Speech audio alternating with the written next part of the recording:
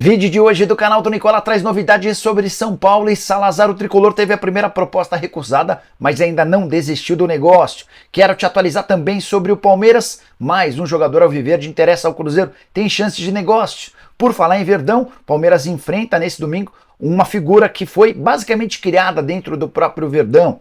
Preciso te atualizar sobre o Corinthians. Qual é a chance de o Timão vender Yuri Alberto por 40 milhões de euros? Tem ainda informação sobre o Flamengo, que é dono de 7 das 10 maiores compras de atletas do futebol brasileiro, e essa lista pode ser alterada se Claudinho de fato fechar. Tem também as últimas do mercado, bastidores, finanças e muito mais. Antes de mais nada, deixa eu só me apresentar. Me chamo Jorge Nicola, jornalista esportivo, trabalhando no meio há um tempão, e o objetivo por aqui é deixar você por dentro das últimas do seu time do coração, de mercado, bastidores, finanças e muito mais. Para não perder nada, só apertar o botão vermelho de inscreva-se. Combinado? Bora contar que todo esse conteúdo é um oferecimento de aposta ganha. Tô colocando na tela os jogos desse domingo no Campeonato Brasileiro com os meus palpites. A ideia é te ajudar a se consagrar. Por exemplo, Atlético Paranaense e Palmeiras, vou de empate. E você? Tem também Atlético Mineiro e América, vou de Galo. Cuiabá e Santos, vou de empate. Botafogo e Vasco, clássico no Rio de Janeiro, vou de Botafogo. Para participar é super simples, só pegar o link que está no comentário fixo, clica lá, faz seu cadastro,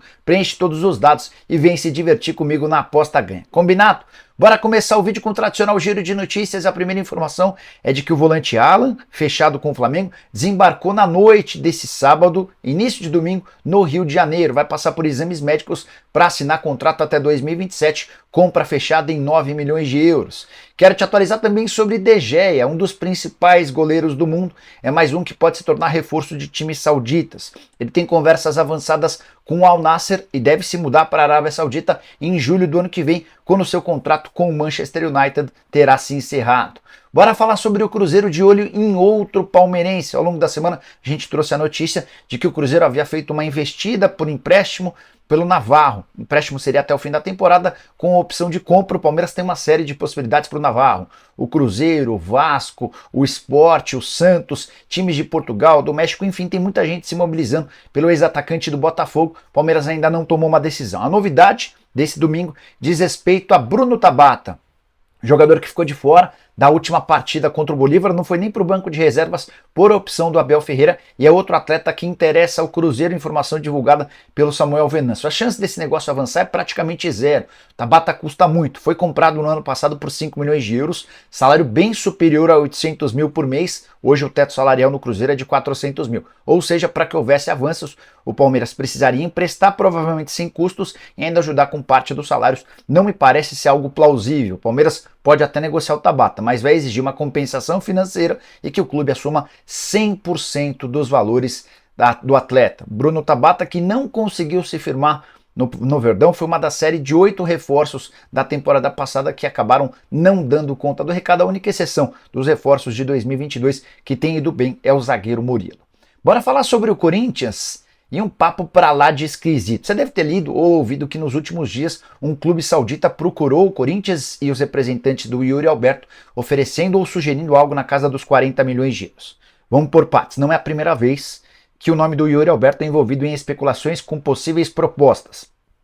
Algumas coisas de 10, 15 dias atrás, surgiram especulações de que ele poderia ir para o Everton da Inglaterra. Corinthians não confirma nenhuma consulta do Everton, muito menos consultas de clubes sauditas. De onde é que podem estar surgindo essas especulações? De pessoas próximas ao Yuri Alberto que querem dar moral ao jogador. Você sabe que o Yuri passa por uma fase horrorosa. Dos últimos 12 jogos, um único gol marcado foi na partida contra o Santos em clássico na Vila Belmiro.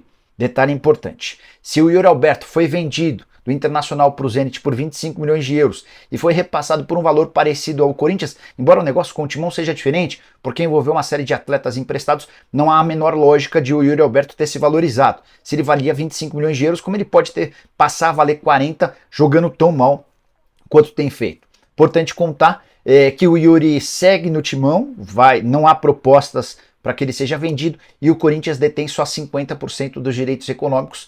Para vendê-lo, o Corinthians certamente vai precisar que o Yuri Alberto melhore bastante seu rendimento. A última do Timão, contar que não havia mais ingressos à venda pelo site do Corinthians, o que demonstra a possibilidade da gente ter estádio completamente lotado, Neoquímica Arena, a partir das 11, Corinthians e Red Bull Bragantino. Bora falar sobre o Flamengo, que já tem 7 das 10 maiores contratações do futebol brasileiro e pode passar a ter a 8ª. É que Claudinho tem negociações com o Flamengo, atleta que pertence ao Zenit, já chegou a divulgar que o Claudinho já disse sim a uma proposta salarial do Fla. Informação que eu tenho um pouco diferente, mas o que pesa ainda é a questão envolvendo Flamengo e Zenit, como chegar a um acordo. Independentemente disso, queria só listar essa relação das 10 maiores contratações do futebol brasileiro. O número impressiona, especialmente para os rubro-negros. O Flamengo tem Gerson, como a primeira maior contratação da história do futebol nacional, 92 milhões de reais.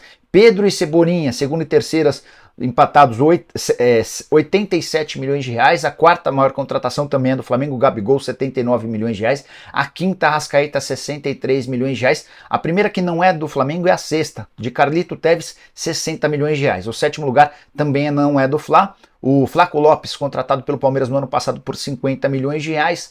Na 8ª colocação, o Gerson. Na primeira compra, o Gerson foi comprado 2 vezes, por isso o nome dele aparece em 2 momentos. Nono lugar para Fausto Vera, empatado com o Vitinho, 44 milhões de reais, cara. Então somente Teves, Flaco Lopes e Fausto Vera não pertenceram, não foram comprados pelo Flamengo nessa lista dos 10 mais. Para que o Claudinho chegue, é possível que ele se torne o mais caro de todos.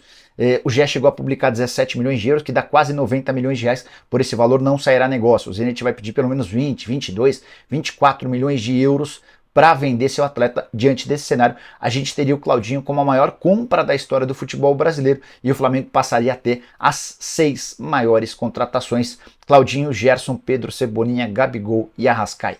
Tá bom para você? Bora falar agora sobre o São Paulo, informação importante. O Tricolor fez nos últimos dias uma proposta ao Schalke 04 pelo empréstimo com opção de compra do Rodrigo Salazar. Esse é um meio uruguaio de 24 anos de idade, tem bons números no Schalke. O Schalke foi rebaixado para a segunda divisão e vai passar por uma enorme reformulação no seu elenco. A proposta do Tricolor foi recusada. O Schalke só aceita vendê-lo e a pedida é de 3 milhões de euros. São Paulo não tem condição financeira de fazer esse investimento. A ideia era contratar alguém para que pudesse chegar por empréstimo, para que pudesse começar a pagar um pouquinho mais para frente, exatamente como fez com o Ferrarese, informação que você soube primeiro no canal do Nicola nesse sábado. O Tricolor estendeu, prorrogou o contrato de empréstimo com o Ferrarese até dezembro e a partir de janeiro do ano que vem passa a pagar a compra em 3 temporadas do jogador, que teve 80% dos seus direitos econômicos contratados. Nicola, não tem chance de o Salazar chegar? Tem. São Paulo ainda admite a possibilidade de negociar um pouquinho mais para frente. Qual que é a estratégia do São Paulo? Encontrar no mercado atletas que possam chegar sem custos. Ainda que sem custos no momento, que a contratação possa ser feita um pouquinho mais para frente. Se não encontrar e o Salazar ainda não tiver fechado com outro clube, jogador que tem sido oferecido para vários times do Brasil, aí as negociações podem ser retomadas. Jogador que foi bem avaliado, o Dorival e a diretoria gostaram, pode atuar como meio atacante, centralizado como o São Paulo busca, mas também tem velocidade para fazer o lado do campo. Sobre Eric, outra negociação em andamento. São Paulo está muito confiante de que o Eric vai assinar um pré-contrato. Isso já pode acontecer desde esse sábado. Ainda não há assinatura do pré-contrato, mas as negociações estão bem encaminhadas. Assim que houver o acordo, São Paulo vai procurar o Ceará para tentar convencer o vovô a liberá-lo agora, mediante compensação financeira pequena. Se não rolar, fica com o Eric para a próxima temporada. Beleza?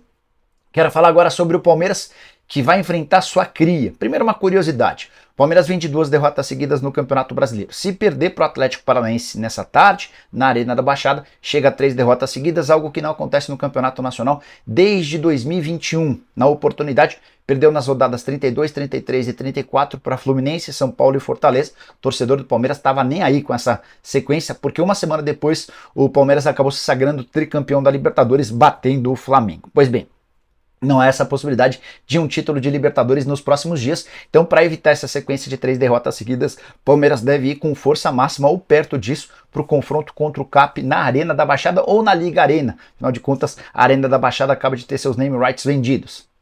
E agora sim, queria destacar o reencontro.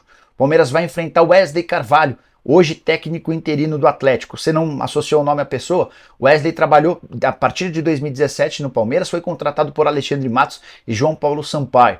E tinha um papel muito importante dentro das categorias de base do Palmeiras. Foi multicampeão também no Sub-20, tendo lançado Danilo, Patrick de Paula, Wesley, Gabriel Veron, Gabriel Menino, entre outros. Ele conhece vários desses atletas da base que hoje integram o time principal, foi responsável teve uma participação importante na condução e no lançamento desses jogadores. O Wesley ainda não foi efetivado, mas tem feito bom trabalho no Atlético Paranaense, e não se descarta a possibilidade dele acabar ficando pelo menos até o fim da temporada no lugar do Paulo Turra, que foi despedido depois que o Felipão decidiu trocar o Atlético Paranaense, onde era diretor de futebol, pelo cargo de técnico lá no Atlético Mineiro. Para completar, do Palmeiras, contar que Lucas Andrade é o novo técnico sub-20. Houve uma mudança, o PC que estava à frente do sub-20 foi ser auxiliar do André Jardine no México, abrindo espaço. O Lucas Andrade, que já fazia parte da comissão técnica do Palmeiras sub-20, participou da campanha do bicampeonato da Copinha, foi efetivado, é o mais novo comandante alviverde do time sub-20. Curtiu o vídeo? Deixa like, se inscreve no canal, a gente se encontra. Abraço, tchau!